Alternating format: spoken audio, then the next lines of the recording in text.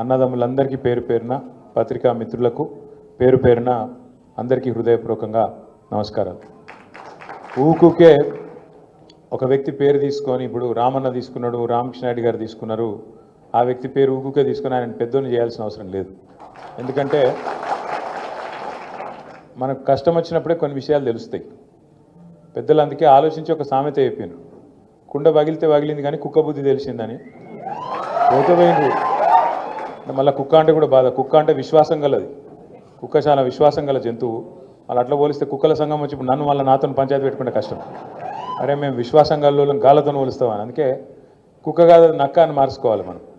ఎందుకంటే ఉంటారు ఇప్పుడు పదవులు వయస్సు అవి రాగానే మనుషులకు ఒక గౌరవం అనేది దక్కదు. కష్టంలో ఉంటే కూడా తల్లి లాంటి పార్టీని నమ్ముకొని ఉండేటోడే నిజమైన నాయకుడు, నిజమైన కార్యకర్త అయితే తప్ప ప్రతి పార్టీలో ప్రతి సంస్థలో రెండు రకాల వ్యక్తులు ఉంటారు. ఒకటి పోరాటవాదులు ఉంటారు. అంటే సందర్భం ఏమైనా కష్టం వచ్చినా నష్టం వచ్చినా అధికారంలో ఉన్నా ప్రతిపక్షంలో ఉన్నా పార్టీ తల్లి లాంటిది, నేను పార్టీని కాపాడుకుంటా, మా నాయకుడిని కాపాడుకుంటా, మా సంస్థను కాపాడుకుంటా అని ఎత్తిన జెండా దించకుండా కొట్లాడేటోళ్ళు పోరాటవాదులు. ఇంకొక రెండో రకం ఉంటారు అవకాశవాదులు. ఎటు అవకాశం ఉంటే అటు, ఎటు గాలి మళ్ళీ అటు జంపు కొట్టేటోళ్ళు. అసలు మీ దగ్గర నిర్మల్లో నిన్న మొన్నటిదాకా మనతో ఉన్న నాయకుడికి అసలు కనీసం సిగ్గు లజ్జ ఏమైనా ఉందా? ఎందుకంటే కాంగ్రెస్లో పోతా అంటే కాంగ్రెస్ వాళ్ళు వద్దని టెంట్ పెట్టి ధర్నా చేసిరు, ఈయన వద్దని. అయినా కూడా సిగ్గు లేకుండా పోయినట్టుగా. అంతకంటే ఏం చెప్పాలి నేను? ఇప్పుడు ఆ పార్టీలో కనీసం ఆయన ఎవడన్నా కుర్చేసి కూర్చోమంటోడు ఉన్నాడా? అపాయింట్మెంట్ ఇచ్చేటోడు ఉన్నాడా? నిన్న మొన్నటిదాకా ఇక్కడ మంచిగా బ్రహ్మాండంగా మంత్రి, జిల్లా మంత్రిగా ఉండి ఇవాళ అక్కడ పోయి అపాయింట్మెంట్ లేదు, గౌరవం లేదు, ఇంత బతికి ఆఖరికి ఏం లాభం చెప్పండి? అందుకే నేను అనేది గౌరవం అనేది, గుర్తింపు అనేది మన క్యారెక్టర్తో వస్తుంది, మనకుండే నాయకత్వ లక్షణాలతో వస్తుంది తప్ప మనం చేసే పదవులతో రాదు. కాబట్టి పోయినోళ్ళు పోయినరు, ఉన్నోళ్ళతోనే మళ్ళీ ఫ్రెష్గా బ్రహ్మాండంగా మన సంస్థను పునర్నిర్మాణం చేసుకుందాం. మళ్ళీ నిర్మల్ తాలూకాలో అటు ముదోళ్ళ, ఇటు నిర్మల్ల, అటు ఖానాపూర్లా తిరిగి గులాబీ జెండా రెపరెపలాడేదాకా ఖచ్చితంగా మేమందరం ఉంటాం. మీ ఎంబడం ఏముంటామంటే ఓన్లీ ఎమ్మెల్యేలు ఎంపీలు కాదు, రేపు ఎంపీటీసీ ఎలక్షన్లు వస్తున్నాయి, జెడ్పీటీసీ ఎలక్షన్లు వస్తున్నాయి. కరెక్ట్ మనుషులను నీటికెళ్ళి అబ్జర్వర్లను పంపుతాం స్టేట్ పార్టీకి వెళ్ళి. కరెక్ట్గా ఒక్కొక్క నియోజకవర్గం, ఒక్కొక్క ఊరు ఎక్స్రే తీస్తాం. తీసి ఆడ ఎవరు ఏంది ఎట్లా ఎవరైతే ఖచ్చితంగా మనకు రేపు మళ్ళీ గెలిచినాక జంపాయేటోళ్ళు వద్దు, గెలిచినాక మనెంబడ ఉండేటోళ్ళు నికాల్సుగా ఉండేటోళ్ళని పట్టుకుందాం. పట్టుకొని దేవులాడి అట్లాంటి వాళ్ళకి టికెట్లు ఇచ్చుకుందాం. రామన్న లాంటి పెద్దలు ఉన్నారు, చంద్రశేఖర్ రెడ్డి అని ఉన్నాడు, ఇంకా చాలామంది పెద్దలు ఉన్నారు, సమన్వయం చేస్తారు. చేసి కరెక్ట్ మనుషులను పట్టుకొని ఇటుక వేసుకున్నట్టు మళ్ళీ ఇల్లు కట్టుకున్నట్టు ఇటుక వేసుకొని మళ్ళీ కొత్తగా నిర్మల్ల, ముదోళ్ళ, ఖానాపూర్లా బ్రహ్మాండంగా పార్టీని పటిష్టంగా నిర్మాణం చేసుకుందాం. మనం బాధపడేది కానీ ఆలోచించేది కానీ ఏం లేదు. ఇలా నా మాటనో మీ మాటనో కాదు, మీరు దయచేసి ఇక్కడ ఉన్న మీడియా మిత్రులను కూడా నేను కోరుతున్నా, మీరు కావాలంటే మీ కెమెరాను మీ గొట్టాలు పట్టుకొని పోండ్రి, ఏ ఊరికైనా పోండ్రి. ఆడ కూర్చున్న ఒక పెద్ద మనిషిని అడుగుండ్రి, అక్కడ తిరుగుతున్న మా తమ్ముళ్ళని అడగండి, పొలం కాడికి పోయి ఆడ పని చేసుకుంటున్న రైతులను అడగండి, లేదా రైతు కూలీలను అడగండి. కేసీఆర్ ఉన్నప్పుడు బాగుండేనా, ఇప్పుడు కాంగ్రెస్ వచ్చినాక బాగున్నదా అని గొట్టం పెట్టి కెమెరా పెట్టి అడుగుండ్రి. ఏం చెప్తారు? ఇవాళ కుల్లా ఈ మనిషి ఆ మనిషి కాదు, ఆఖరికి కాంగ్రెస్ కార్యకర్తలను కూడా జర్ర పక్కకు తీసుకుపోయి అడిగితే వాళ్ళు కూడా చెప్తాను, ఏం దరిద్రం రా ఇది, మంచిగా బ్రహ్మాండంగా ఉండే మంచిగా పల్లెంలో అన్నం తింటుంటే వీళ్ళు వచ్చి అనవసరంగా లేనిపోని మాటలు చెప్పి ఇవాళ తినే అన్నంలో మన్ను పోసుకున్నట్టు అయిపోయింది మా పరిస్థితి అని చెప్పి రైతులు ఊరూరా బాధపడుతున్నారు. ఇది వాస్తవం. ఈ ఊరు కాదు. నేను రేవంత్ రెడ్డిని అడిగినా, అసెంబ్లీలో అడిగినా, రేవంత్ రెడ్డి గారు మీరు చెప్తున్నారు కదా రుణమాఫీ చేసినా అంటున్నావు కదా, ఆడికిడికి ఎందుకయ్యా నాకు అర్థం కాదు, సీదా నీ సొంత ఊరు కొండారెడ్డిపల్లె పోదాం, లేదా నీ సొంత నియోజకవర్గం కొడంగల్ పోదాం, లేదా నీ అత్తగారి నియోజకవర్గం కల్వకుర్తి, యాడికంటే ఆడిపోదాం. ఊరు కూడా నువ్వే డిసైడ్ చెయ్యు, తారీఖు నువ్వే డిసైడ్ చెయ్యు, పోదాం. ఏ ఒక్క ఊళ్ళేనన్నా 100% రుణమాఫీ అయిందని అక్కడ రైతులు చెప్తే నేను శాశ్వతంగా రాజకీయాలు ఇడిచిపెట్టి పోతా అని చెప్పి అడిగి, కనీసం ఆడ కూర్చున్నాడు తప్ప లేసుడు కూడా లేదు. ఎందుకంటే ఆయనకు కూడా ఎరికే మనసుకు కాలేదు పీకలేదు. 50,000 కోట్లు రుణమాఫీ, 49,500 కోట్లు. 2 లక్షల రుణమాఫీ కరెక్ట్గా చేయాలంటే 49,500 కోట్లు. ఈ లెక్క నేను చెప్పింది కాదు. రేవంత్ రెడ్డి ముఖ్యమంత్రి అయినాక 3వ రోజో 4వ రోజో బట్టి విక్రమార్క గారు ఒక మీటింగ్ పెట్టిండ్రు, ఆర్థిక మంత్రి గారు. మొత్తం బ్యాంకర్లందరినీ పిలిచిండు. ఎంత కావాలి రుణమాఫీకి అని అడిగిండు. 2 లక్షల రుణమాఫీ చేయాలి, ఎంత కావాలి? వాళ్ళు చెప్పారు కరీబ్ 50,000 కరోడ్ సాబ్, అస్సలు లెక్క 49,500 కోట్లు. మరి మీరు అంట్రీగా సంతకం పెడతాం అంట్రీగా పెట్టుర్రి అన్నారు. ఏడ పెడతామా ఉత్తగా చెప్పినాం ఓట్ల కోసం అని చెప్పి తెల్లారి ముఖ్యమంత్రి గారు ఈ 49,000 ఏడున్నాయి లేవు అని చెప్పి తెల్లారి ఎక్కడన్నా ముఖ్యమంత్రి స్పీచ్ ఇచ్చిండు. ఏమని? ఒక్క సంవత్సరం గట్టిగా కడుపు కట్టుకుంటే 40,000 కోట్లు ఏమున్నదా ఇట్లా పెట్టేస్తా అన్నాడు. ఏది ఇట్లా సంతకం పెడితే అయిపోతుంది, ఇట్లా గీకుతా పెన్ను పట్టి పేపర్ మీద అయిపోతుంది అన్నాడు. సరే నేను నిజమే అనుకుంటే, నిజంగానే ఒక సంవత్సరం కడుపు కట్టుకుంటాడేమో, కాంగ్రెస్ వాళ్ళు ఏమైనా మారిపోయినరేమో, హిమాలయాలకు ఏమైనా ఆకుపసర దాగొచ్చిండ్రేమో, ఎట్లనే ఏమైనా మంచి వాళ్ళు అయిపోయినా వీళ్ళని నేను అనుకుంటే.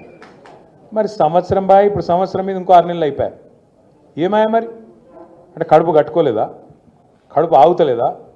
తినుడు, కమిషన్లే కమిషన్లు. అందుకే 40,000 కోట్లు అన్న ముఖ్యమంత్రి క్యాబినెట్ కాడికి తీసుకొచ్చిండు రుణమాఫీ ఫైలు.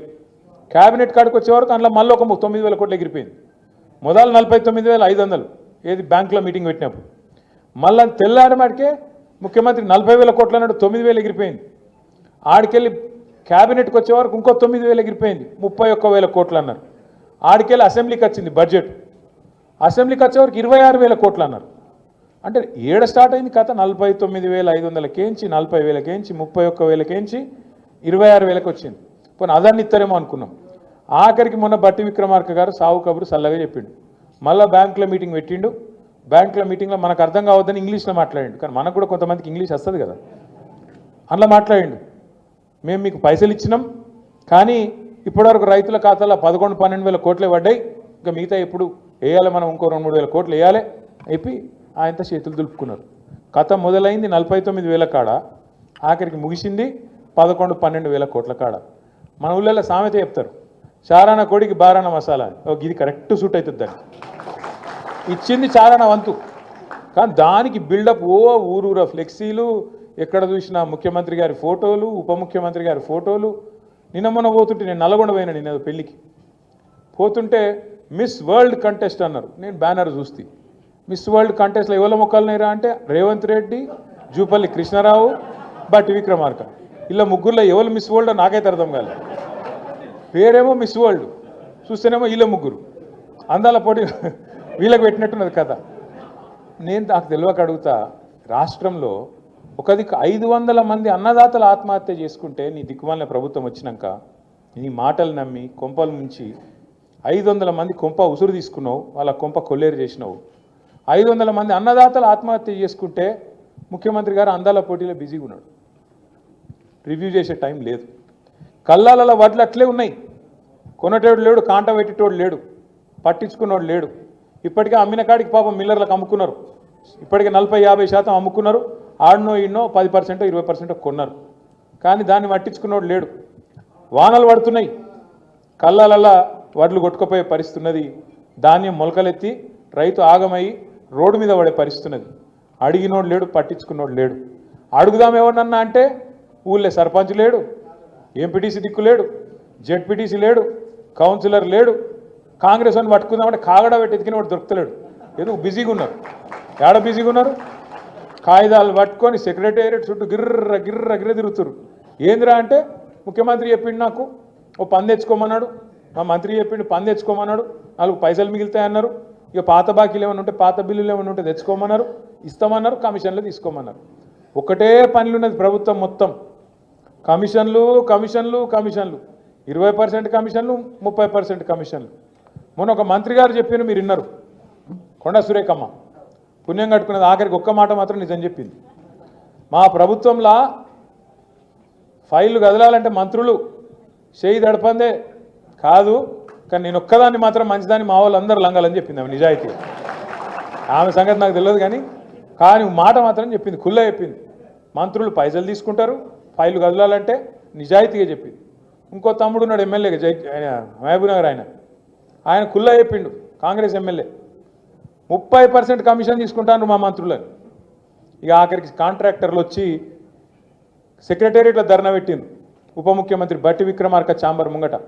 20% కమిషన్ 30% కమిషన్ నీకిస్తే మాకేం మిగులుతుందిరా భయ్ అని చెప్పి వాళ్ళు. ఇదంతా ఎందుకు చెప్తున్నా అంటే ఇక కమిషన్ల లొల్లి మొత్తం ఊరూరికి పోయింది, గ్రామానికి పోయింది, మనిషికి పోయింది.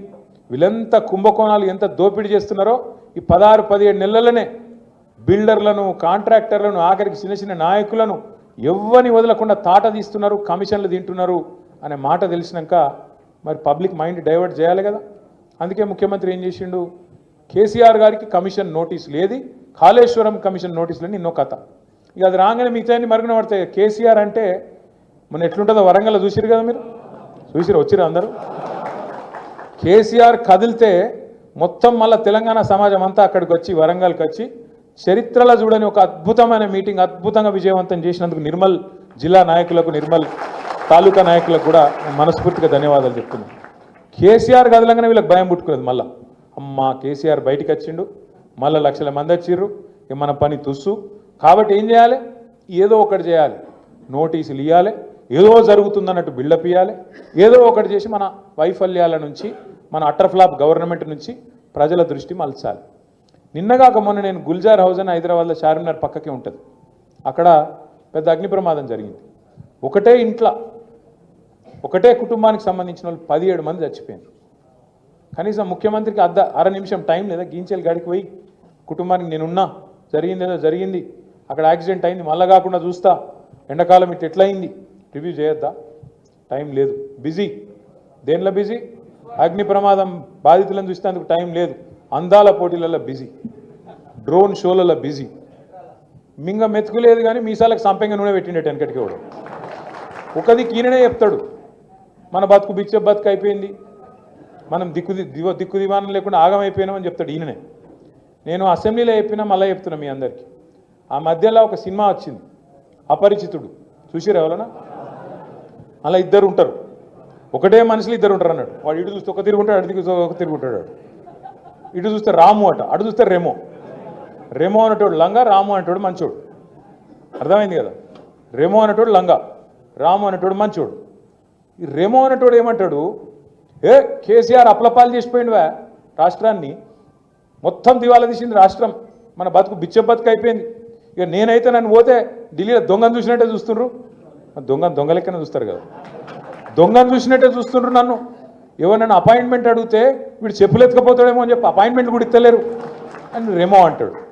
ఏది నాకు అప్పే ఉడతలేదు అని రెమో. రాము అంటే ఏమంటాడు, అదే మనిషి మళ్ళా వాడేమంటాడు అసెంబ్లీలో, నేను 1,58,000 కోట్లు అప్పు చేసిన అని. అదే రేవంత్ రెడ్డి రాము రూపంలో అసెంబ్లీలో నేను 1,58,000 కోట్ల అప్పు 16 నెలల్లో చేసిన అంటాడు. కేసీఆర్ గారు 10 ఏళ్లలో సంవత్సరానికి 40,000 కోట్ల అప్పు చేస్తే అదే తప్పట. కానీ రేవంత్ రెడ్డి గారు సంవత్సరంలో 1,60,000 కోట్ల అప్పు చేస్తే అది తప్పు కాదట. ఇప్పుడు కేసీఆర్ గారేమో అప్పు చేస్తే ఏం చేసిండు, 73,000 కోట్ల రూపాయలు రైతు బంధు రూపంలో మీ అందరికీ టింగు టింగు టింగు అనుకుంటా 11-12 సీజన్లు మీ ఖాతాలు వేసిండు. మరి రేవంత్ రెడ్డి గారు 1,60,000 కోట్లు అప్పు చేస్తేవి ఏం చేసినావు, ఆడబెట్టినావు. టింగు టింగ్ అంటే కేసీఆర్ యాదికొస్తాడని టకీ టకీ అన్నాడు. ఈ ఆడరబై టకీ టకీ అంటే ఇంతవరకు టకీ లేదు, టికీ లేదు. ఒక్క కాడ మాత్రం పడుతున్నాయి టకీ టకీమని. ఏడా అది కరెక్ట్ మాట. ఢిల్లీలో మాత్రం టంచన్గా కొట్టకపోతే ఈయన పోస్ట్ ఊస్టింగ్ కదా, పీక్ తెల్లారు లేచే వరకు కాంగ్రెస్లో ఎవడు కుర్చీ ఎవడు గుంచుతాడో తెలియదు. అక్కడ మాత్రం పైసలు దన్ పడుతున్నాయి. ఏడా రాహుల్ గాంధీ ఖాతాల, ఢిల్లీ ఖాతాల, ఢిల్లీ పెద్దల ఖాతాల మాత్రం ఇక్కడ జరుగుతున్న దోపిడీని మంచిగా అక్కడికి పైసలు తీసుకుపోయి మాత్రం ఢిల్లీలో వంచుతాను. నేను అడుగుతున్నా, ఒకసారి యాద్ చేసుకోండి మీరు. నేను అపరిచితుడని ఉత్తగానే అంటలేను రేవంత్ రెడ్డి గారిని. ఓ దిక్కేమో కేసీఆర్ ఉద్యోగాలు ఇవ్వలేదని రెమో అంటాడు, రాము అనేటోడేమో అదే కాగితాలు పట్టుకొని మళ్ళా తెల్లారి కేసీఆర్ ఇచ్చిన ఉద్యోగాలకే ఈయన పత్రాలు ఇచ్చుకుంటా పోదులు కొట్టుకుంటా ఆయన నిలబడతాడు. కేసీఆర్ ఆనవాళ్ళు లేకుండా చేస్తా అంటాడు ఎవడు, రెమో. రాము ఏం చేస్తాడు, అందాల పోటీల కంటెస్టెంట్లను మన సచివాలయం కాడికి, ఆడికెళ్ళి సీదా మన కమాండ్ కంట్రోల్ సెంటర్ కాడికి, ఆడికెళ్ళి మన టీ హబ్కు, ఆడికెళ్ళి బుద్ధవనానికి, ఆడికెళ్ళి ఆఖరికి యాదగిరి గుట్టకు కూడా తీసుకుపోయి యాదాద్రికి కూడా తీసుకుపోయి మళ్ళా ఆడ ఫోటోలు దింపుతాడు. మరి కేసీఆర్ ఆనవాళ్ళు లేకుండా చేస్తా అంటివి కదా, మరి మీరేమైనా కట్టింది ఉంటే ఏమైనా పొడిచింది ఉంటే మీరు చూపెట్టకపోయినావు. మరి తీసుకుపోయి కాంగ్రెస్ వాళ్ళం 55 ఏళ్ళ ఇవన్నీ కట్టినామని చూపెట్టకపోయినావు. అయితే అప్పుడు నిజాం కట్టిన చార్మినార్ ఉంది, లేదా మళ్ళీ కేసీఆర్ కట్టినవనే తప్ప మధ్యలో 55 ఏళ్ళు ఏమీ లేదు అనే మాట కూడా స్పష్టంగా తేలిపోయింది. ఇంకా ఆలోచన చేయండి. ఈ మనిషికి ఒక వ్యాధి ఉంది రేవంత్ రెడ్డికి, మల్టిపుల్ పర్సనాలిటీ డిసార్డర్ అంటారు. ఒకడే మనిషి నలుగురు లెక్క నడిస్తాడు అన్నట్టు మనకు ఉంది అది. అప్పుడే ఇట్లంటాడు, అప్పుడే అట్లా అంటాడు. అప్పుడే కాళేశ్వరం కూలేశ్వరం అయిపోయింది, కొట్టుకుపోయింది అంటాడు. ఇంకో దిక్కేమో అదే కాళేశ్వరంలో కొండపోచమ్మ సాగర్కి వెళ్ళి హైదరాబాద్కి నీళ్లు తెస్తా అంటాడు. అయితే అదన్న కావాలి లేకపోతే ఇదన్న కావాలి, రెండు ఎట్లయితాయి? కొండపోచమ్మ ఉన్నదే కాళేశ్వరంలో ఉన్నాయి, మల్లన్న సాగర్ ఉన్నదే కాళేశ్వరంలో ఉన్నాయి. అది కూలిపోతే మరి నీళ్ళు ఎక్కడికి వెళ్ళి ఉన్నాయి? మల్లన్న సాగర్లో, కొండపోచమ్మ సాగర్లో. అయినా నాకు తెలియక అడుగుతా, నాకు నిజంగానే తెలియక అడుగుతున్నా. ఇప్పుడు మీరు ఒక ఇల్లు కట్టిర్రు అనుకో, ఇల్లు కడితే 2 నెలలు మంచిగానే ఉన్నది, బందోబస్తు ఉన్నది, ఇల్లు ఇబ్బంది లేదు. 3వ సంవత్సరంలో వాడో వీడో లట్టుగాడో పొట్టుగాడో ఏదో దొంగ పని చేసిండు, మొత్తానికి పక్కింటోడు ఏదో బ్లాస్టింగ్ చేసిండు, ఏదో ఒకటి చేసిండు, మీ ఇంట్లో చిన్న పర్రె పడ్డది, నీళ్ళు వస్తున్నాయి. ఏం చేస్తారు మీరు? ఇల్లంతా గులగొడతారా?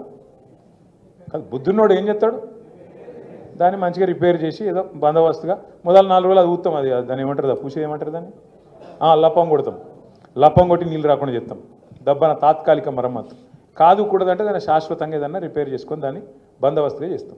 బుద్ధినోడు ఎవడైనా అదే చేస్తాడా? ఎవడని ఇల్లు గులగొడతాడా? మొత్తానికి పర్యబడితే రేవంత్ రెడ్డి మాత్రం ఇల్లు గులగొడతా, సమస్యనే లేదు. కేసీఆర్కి పేరు వచ్చింది, కాళేశ్వరం కడితే నేను బరాజ్ని గులగొడతా, కూలగొట్టి మళ్ళా కడతా. మేస్త్రా మన్నా? మేస్త్రి అంటే మనోడు ఎవడో అంటుండు, గుబ్బ మేస్త్రి కదా అంటుండు. మేస్త్రి అంటే కట్టేటోడు, వీడు కూలగొట్టేటోడు. కూలగొడుతుంది కూడా సెపరేట్ మేస్త్రీలు ఉంటారు. మీరు చూడుర్రి, 17 నెలల 17-18 నెలల ఒక్క ఇటుక పెట్టిండా ఎక్కడైనా? కొత్త ప్రాజెక్ట్ ఏదైనా కట్టిండా? కేసీఆర్ మరి 40,000 కోట్ల అప్పు సంవత్సరానికి చేస్తే రైతు బంధు ఇచ్చిండు, కరెంటు మంచిగా చేసిండు, నీళ్లు మంచిగా చేసిండు, ప్రాజెక్టులు కట్టిండు, ఇండ్లు కట్టిండు, ఇన్ని కథలు చేసినావు. నువ్వేం చేసినావు? ఇక ఎన్ని చెప్పాలి? రైతు వేదిక చెప్పాలి, ఎన్ని చెప్పాలి? ఇంకా నేను ఊరూరికి డంపింగ్ యార్డ్ కట్టినాం, నర్సరీ కట్టినాం, వైకుంఠ ధామాలు కట్టినాం, ఒకటా రెండా? ఇవన్నీ చెప్పమంటావు అంటున్నా. అందుకే ఈ బాగానే ఉంది, అన్నీ చెప్తున్నావు కదా. మరి నిర్మల్ ఎందుకు ఓడిపోయారు? మరి మీరు ఇన్ని చేసి నిర్మల్ ఎందుకు ఓడిపోయారు? నేనేమంటున్నా అంటే, ఒక నిమిషం నేనేం చెప్తున్నా అంటే, మీరు దయచేసి ఒకటి గుర్తుపెట్టుకోండి. నిర్మల్లో కానీ ముదోళ్ళ కానీ ఇంకొకటి పని అంతటా అయింది, ఫలితాలు కొన్ని చోట్లనే వచ్చినాయి. ఎందుకు అంటే కారణం ఒకటి మనం పెట్టిన అభ్యర్థి మీకు నచ్చక కావచ్చు, లేదా రెండోది మీరు కూడా కొంత నీరసపడ్డారు. ఏమనుకున్నారు? మా ఒక్క ఎమ్మెల్యే ఓడిపోతే ఏమవుతుంది, కేసీఆర్ అయితే గెలుతాడు కదా. బా ఏం హుషారున్నారు.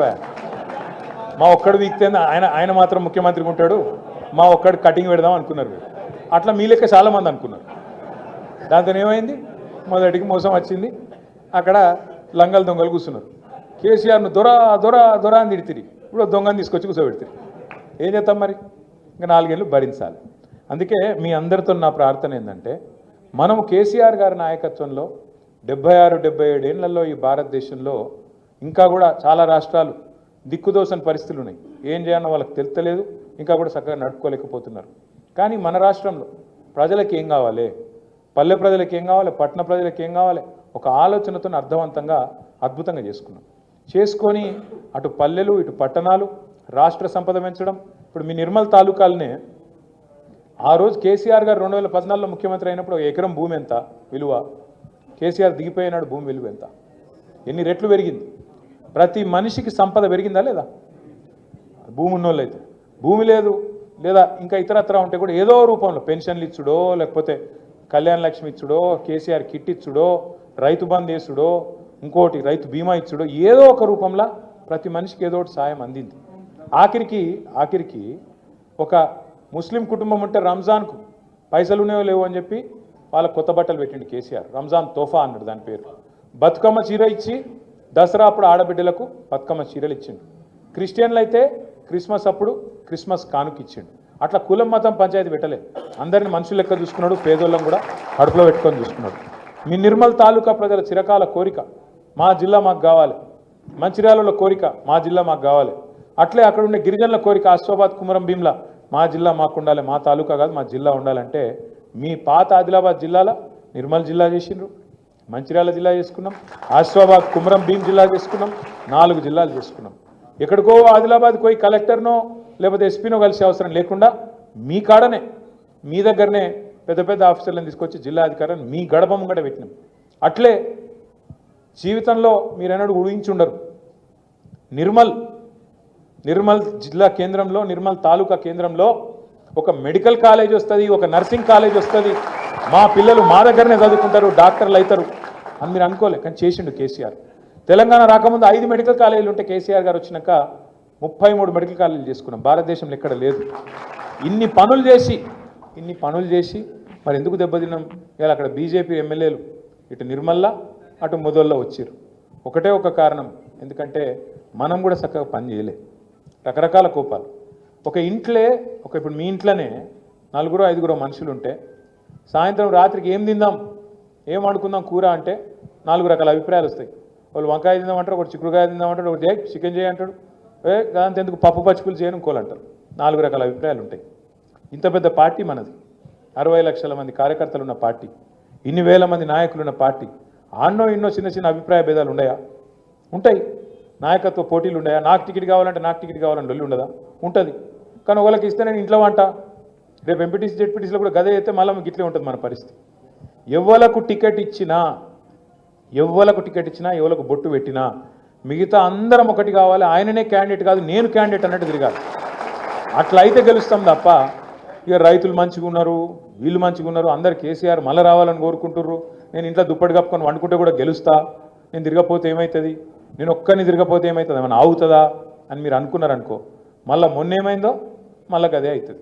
కాబట్టి దయచేసి నేను మిమ్మల్ని కోరేది, మళ్ళీ ఒక్కొక్క ఇటుక పెట్టుకుంటా నిర్మాణం చేసుకుందాం, బ్రహ్మాండంగా ముందుకోదాం. ఈ కేసులు పీసులు వీటికి భయపడేది లేదు. ఎందుకంటే ఈ లొట్ట పీస్ కేసులతోని ఆ లొట్ట పీస్ ముఖ్యమంత్రి గారు పీకేదేం లేదు, వాంతను అయ్యేది కూడా ఏం లేదు. ఆయన కథ అయిపోయింది. ఆయన కథ అయిపోయిందని నాకు నీకే కదా ఆయనకు కూడా ఎరికైపోయింది. అందుకే దీపం ఉండగానే ఇల్లు చక్కగా పెట్టుకోవాలని చెప్పి పైసల సంపాదనలో పడ్డాడు తప్ప ఆయన దగ్గర విషయం ఏం లేదు. ఒక్క గ్యారంటీ కూడా అమలు చేయబోడు ఆయన. ఎందుకంటే ఆయనకి ఇంట్రెస్ట్ లేదు. మొత్తం మనం ఆడబిడ్డలు ఎదురు చూస్తాను, ఎప్పుడు చాలు చెప్తాడు 2,500 రూపాయలని. 1 కోటి మంది మహిళలనట ఈ మగోడు కోటీశ్వరులు అని చెప్తాడట. కోటీశ్వరులు అని చేసాడు. వేరు ముందు నెలకు 2,500 అయితే నెలకు 2,500 ఇవ్వాలని చెప్పి 18 ఏళ్ళు నిండిన ఆడబిడ్డలు ఈ రాష్ట్రంలో 1,68,00,000 మంది ఉన్నారు. వాళ్ళు ఎదురు చూస్తాను. ఏం చెప్పిండి ఈయన? అత్తకేమో 4,000, కోడలకు 2,500 ఇస్తా అన్నాడు. కేసీఆర్ ఇంట్లో ఒక ముసలోనికో ముసలవకో ఇస్తుండు పెన్షను, నేను ఇద్దరికి ఇస్తా అన్నాడు. అట్లే ఆయన 2,000 ఇస్తే నేను 4,000 ఇస్తా అన్నాడు. ఇవన్నీ నమ్మి ప్రజలు మోసపోయినారు. ఇలా వాస్తవం ఏంది అంటే నిజంగా కూడా పంట కోతకు వచ్చింది. కేసీఆర్ గారు తిరిగి రావాలన్న అభిప్రాయం ప్రజల్లో బలంగా ఉన్నది. కానీ పంట కోసుకున్నదాన్ని కూడా మనకు తెలివి ఉండాలనే లేదా? మళ్ళీ పోయి కోయాలంటే కూడా మీరు కొడవళ్ళు పట్టాలి, కూసోవాలి, కొద్దిగా ఒళ్ళు వంచాలి, పార్టీ నిర్మాణం చేసుకోవాలి, ఎక్కడికక్కడ కమిటీలు చక్కగా వేసుకోవాలి, మెంబర్షిప్ చేసుకోవాలి, తూకిత్తా మైకిత్తా అని పంచాయతీలు ఇంట్లో పెట్టుకోవాలి. కానీ బయటికి పోయి కొట్లాడద్దు, బజార్లో పడి ఆగం కావద్దు. మళ్ళా గులాబీ జెండా ఎగరాలి నిర్మల్లా, ముదోళ్ళ, ఖానాపూర్ తాలూకాల అంటే మీరు దయచేసి దండం పెట్టి చెప్తున్నా, ఇంట్లో పంచాయతీలు ఉంటే ఇంట్లో మాట్లాడుకోవాలి, కానీ బజార్కి ఎక్కద్దు, కొట్లాడద్దు. ఏమన్నా ఉంటే రామన్న సొంటి పెద్ద మనిషిని పిలుచుకోవాలి, కూర్చోబెట్టుకోవాలి. మీ దగ్గర అనిల్ జాదవ్ ఎమ్మెల్యే ఉన్నాడు, కోవలక్ష్మక్ ఉన్నది, వాళ్ళతో ఏమైనా ఉంటే చెప్పుకోవాలి. అంతేగాని బజార్లో పడి పరువు తీసుకోవద్దు. చివరిగా నేను మీ అందరితో ప్రార్థించేది, మీ అందరినీ కోరుకునేది ఒకటే, ఎప్పుడైనా కూడా మనం గుర్తుపెట్టుకోవాల్సింది ఒకటే, రాజకీయాల్లో అప్పుడప్పుడు పైన ఉంటాం, అప్పుడప్పుడు కింద ఉంటాం. అప్పుడప్పుడు ఇదే ప్రజలు మనకు 10 ఏళ్ల పాటు అధికారంలో ఉండమని ఆశీర్వాదం ఇచ్చారు. ఇప్పుడు కొత్త పాత్ర పోషించండి, మీరు ప్రతిపక్షంలో ఉండండి అని చెప్పి వాళ్ళు మనకు ఒక బాధ్యత ఇచ్చారు. ఇలా ప్రతిపక్షంలో ఉండి కూడా రేవంత్ రెడ్డిని నిద్ర పట్టకుండా మరి ఆయనను తెల్లారు లేస్తే ప్రతిరోజు నిలదీస్తున్నాం, ప్రజల తరపున అడుగుతున్నాం. ముసలోళ్ళకు పెన్షన్లు ఎప్పుడు పెంచుతున్నాం అని అడుగుతున్నాం. మహిళలకు 2,500 ఎప్పటి నుంచి ఇస్తామని అడుగుతున్నాం. ఆడబిడ్డలకు స్కూటీలు ఇస్తాను ఏమైందని అడుగుతున్నాం. ఈ తులం బంగారం ఏమాయని అడుగుతున్నాం. రైతు బంధు 15,000 ఎప్పుడైతుందని అడుగుతున్నాం. రైతు కూలీలకు 12,000 ఇస్తాను ఎక్కడ పోయినాయి అని అడుగుతున్నాం. ఆటో డ్రైవర్లకు సంక్షేమ బోర్డు ఏమాయ అని అడుగుతున్నాం. బీసీలకు 20,000 కోట్ల బడ్జెట్ అను ఏడబైందని అడుగుతున్నాం. SC sub plan, BC sub plan, minority sub plan ఒక్కొక్కలకు నోటికొచ్చిన మాటలు చెప్పినావు.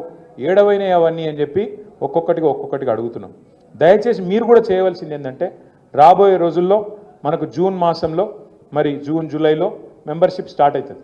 అటెన్క కమిటీలు వేసుకోవాలి. కమిటీలు వేసుకున్న తర్వాత శిక్షణా తరగతులు ఉంటాయి. ఇప్పుడు నేను మాట్లాడిన దానికంటే అద్భుతంగా మాట్లాడేటోళ్ళు మీ దానిలో చాలామంది ఉన్నారు. ఇక్కడ నేను మైక్ ఇస్తే ఇరగదీసేటోళ్ళు చాలామంది ఉన్నారు. మీ అందరికి కాకపోతే సబ్జెక్ట్ నేర్పియాలి. ఏం జరుగుతుంది, ఏమవుతుంది, ఊరూరికి ప్రతి మనిషికి మళ్ళా మోసం జరగకుండా.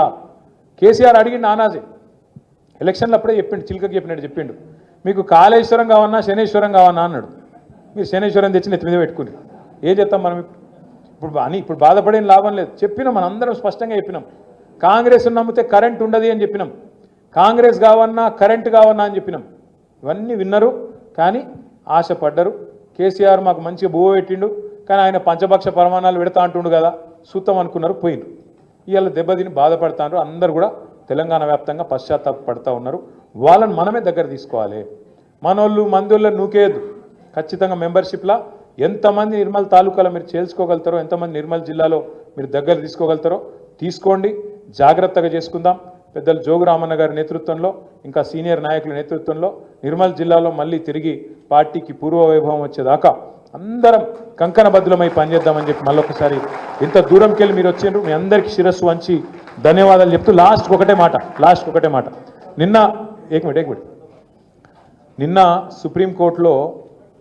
నిన్న సుప్రీంకోర్టులో పాలమూరు రంగారెడ్డి ఎత్తిపోతల పథకం మీద ఎవరో కేసు వేస్తే ఆ కేసు కొట్టేసింది సుప్రీంకోర్టు. ఇది ఏం తప్పు జరగలేదు, అంత చక్కగానే జరిగిందని. అదే సమయంలో సుప్రీంకోర్టు ఒక మాట అన్నది, కాళేశ్వరం అనేది ఒక ఇంజనీరింగ్ అద్భుతం అనే మాట కూడా సుప్రీంకోర్టు స్వయంగా చెప్పింది. ఎందుకు చెప్తున్నా అంటే ఎవడు ఏమన్నా, ఎవడు కారు కూతలు కూసినా మనం యాది పెట్టుకోవాల్సింది ఒకటే. చిన్నప్పుడే పెద్దోళ్ళు చెప్పారు మనోళ్ళు, నిజం అనేది కడప దాటే లోపల అబద్ధం అంగేసుకుని ఊరంతా తిరిగేస్తుంది. అట్లనే ఈ లంగలు వీళ్ళు కాంగ్రెస్ వాళ్ళు. నా డౌట్ అయితే వాళ్ళే గులగొట్టింటారు. ఆ రోజు మేడిగడ్డ దగ్గర కూడా బాంబు గింబ పెట్టి వీడియో ఏదో చేసింటాడు. అంత లుచ్చగాళ్ళు చేసి మళ్ళీ వాళ్ళే బదనాం చేసి పర్రెపడితే ఇగో కాంగ్రెస్ వాడేమో దున్నపోతు తినింది అన్నాడు, బీజేపీ వాడేమో దుడ్డని కట్టేని ఎక్కడుందిరా దుడ్డే అని వాడు తిరుగుతాడు. ఎన్డీఎస్ఏ రిపోర్టర్ ఇద్దరు ఒకటే దొంగలు, ఇద్దరు దొంగలే. కాంగ్రెస్ వాడు బీజేపీ వాడు. ఇద్దరిని నమ్మద్దు, మనం అప్రమత్తంగా ఉండాలి. తప్పకుండా ఇద్దరిని కూడా ఎండగట్టి మళ్ళీ తెలంగాణకు గుండె ధైర్యమైన గులాబీ జెండాను మనమే మళ్ళొక్కసారి ఎగిరేయాలని చెప్పి మీ అందరినీ కోరుతూ జై తెలంగాణ, కేసీఆర్ గారి నాయకత్వం, జై తెలంగాణ.